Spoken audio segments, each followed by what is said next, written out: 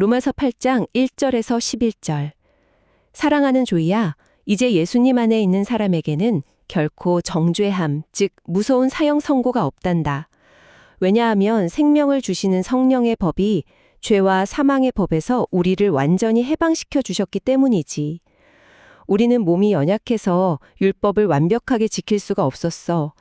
하지만 하나님은 하나뿐인 아들 예수님을 우리와 똑같은 사람의 모습으로 보내셔서 우리가 받아야 할 죄의 심판을 십자가에서 대신 받게 하셨단다. 이것은 우리가 성령님을 따라 살면서 자연스럽게 의로운 사람이 되게 하시려는 하나님의 놀라운 사랑의 작전이야. 조이야, 내 마음대로 나쁜 욕심을 따라 사는 사람은 하나님과 원수가 되고 결국 죽음이라는 무서운 길로 향하게 돼. 하지만 성령님을 따라 사는 사람은 성령님이 기뻐하시는 착한 일을 생각하고 그 마음에 진짜 생명과 평안이 찾아온단다. 누구든지 예수님의 영이 없으면 예수님의 사람이 아니야. 비록 우리의 몸은 낡아지고 아플지라도 우리의 영은 의로움 덕분에 활짝 살아있어.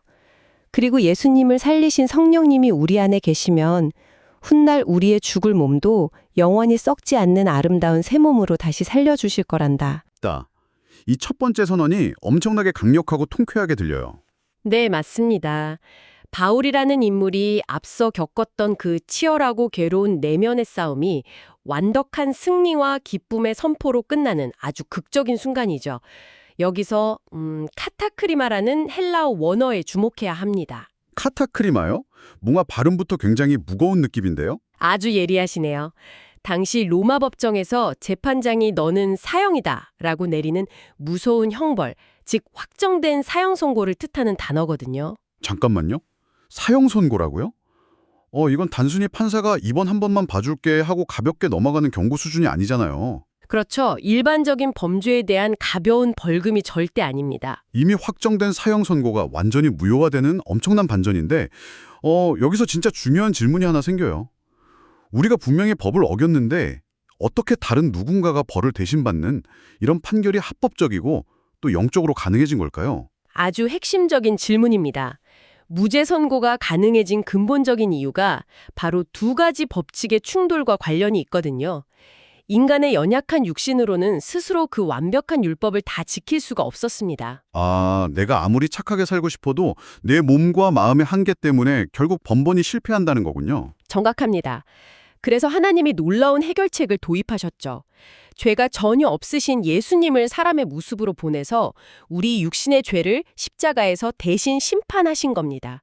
공평한 재판장이신 하나님이 법적인 대가를 완벽하게 지불하게 하신 거죠. 아하, 그래서 우리를 향해 너는 죄가 하나도 없단다 라고 무죄 판결을 내려주실 수 있었던 거네요? 맞습니다. 율법에 얽매이는 대신 성령님을 따라 살게 하시려는 놀라운 사랑의 작전인 셈이죠. 결국 생명을 주시는 성령의 법칙이 우리를 꽁꽁 묶고 있던 죄와 죽음의 법칙에서 완전히 자유롭게 풀어준 겁니다.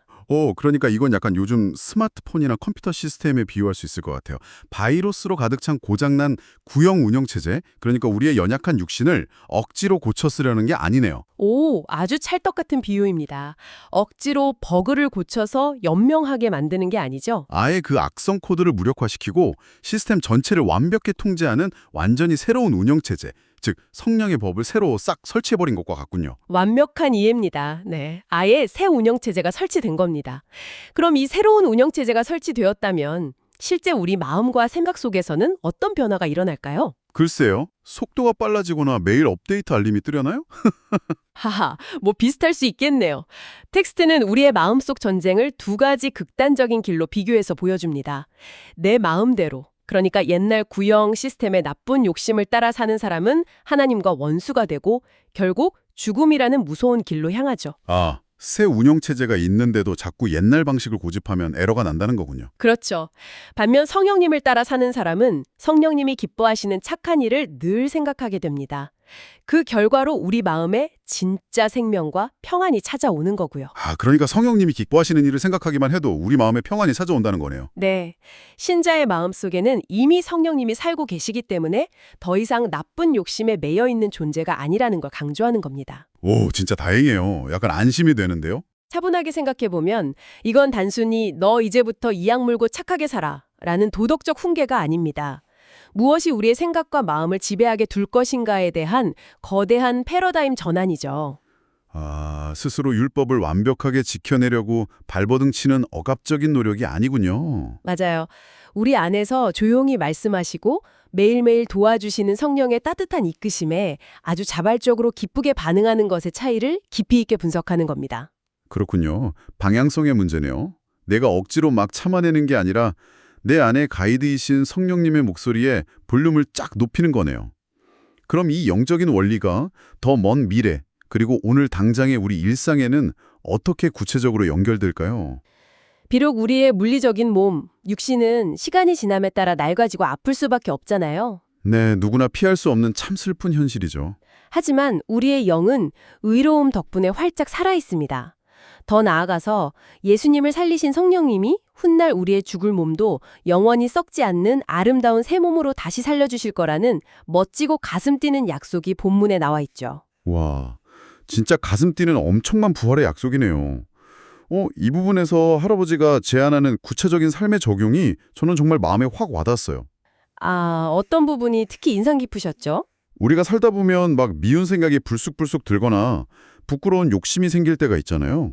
그럴 때 난 왜 이 모양일까 하고 슬퍼하거나 스스로에게 실망하지 말라는 거예요. 네, 전형적인 자기 혐오의 패턴을 끊으라는 거죠. 맞아요. 대신 내 마음의 주인이 성령님임을 굳게 믿고 나쁜 생각이 올라올 때마다 즉시 성령님, 저를 도와주세요 라고 아주 씩씩하게 기도하라는 실천적인 결단을 다루잖아요. 아주 중요한 포인트입니다. 이 부분이 정말 핵심이네요.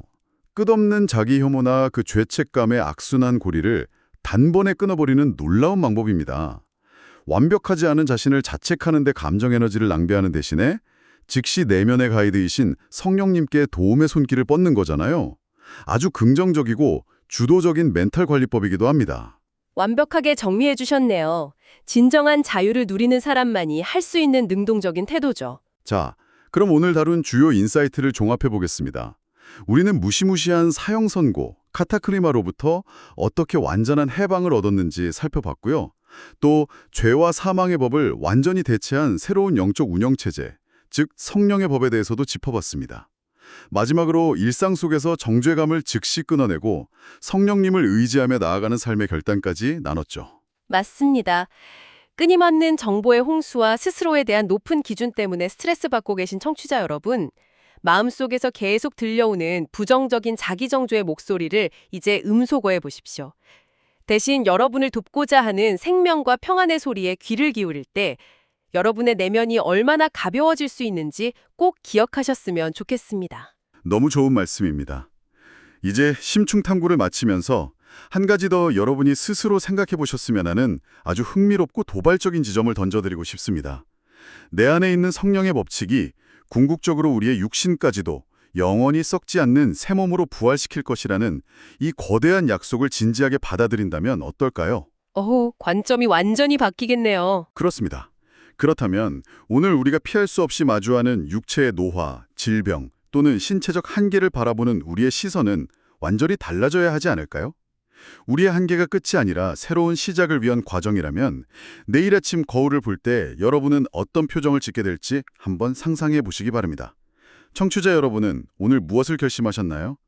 그럼 마지막으로 5단계 오늘의 기도 원문을 제가 수정 없이 그대로 낭독하며 오늘 심층 탐구를 경건하게 마치겠습니다. 단계 5. 오늘의 기도. 사랑의 하나님, 저를 꽁꽁 묶고 있던 죄와 사망의 법에서 구원해 주시고 생명과 평안의 상령의 법을 주셔서 감사합니다. 제가 실수하고 넘어질 때마다 완벽하지 않은 제 모습에 실망하거나 슬퍼하지 않게 해주세요. 대신 제 마음의 주인이신 성령님을 굳게 믿고 성령님, 저를 도와주세요 라고 씩씩하게 기도하게 해주세요. 매일매일 내 안에서 조용히 말씀하시는 성령님의 따뜻한 이끄심에 귀를 기울이며 예수님과 함께하는 기쁨을 누리게 해주세요. 예수님의 이름으로 기도드립니다. 아멘. 여러분, 함께해 주셔서 감사합니다.